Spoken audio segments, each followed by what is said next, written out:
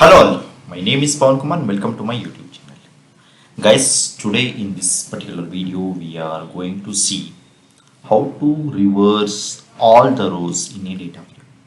In one of our previous playlist we have seen how to reverse all the columns in a data frame. But today we are going to see how to reverse all the rows in a data frame. Okay, so let's get into this.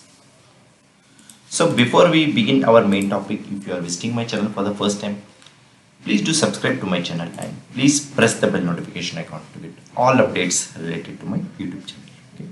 So let's see. So first we'll try to import pandas as PD, which is a usual step in any data science project for data pre-processing. Okay. So pandas is one of the most important library packages in Python. Okay, so import pandas as PD. Now we'll try to read the dataset pd dot read underscore csv. Okay, so here csv is basically because we are using a csv file. If you are using a excel file, like here you can mention excel. Okay, excel means I think there is some other format. I think excel yeah, XLXX. Okay, so if you are using CSV, you can use CSV, or if you are using Excel file, normal Excel file, you can mention XLSX. Okay, so now we'll try to read the data frame. So I already have a data frame which I have already uploaded in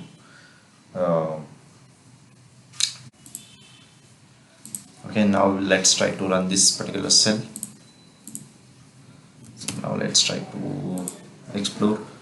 Okay, so now here you can see like various columns. First name, gender, start date, last time salary, up to teams, up to team. Okay, and here you can see the rows from 0 to 999. I think there are almost 1000 rows and 8 columns. Okay, so now suppose if you want to reverse all the rows, suppose if you want all the rows starting from 999 to 0, means what you have to do is tf dot loc -1.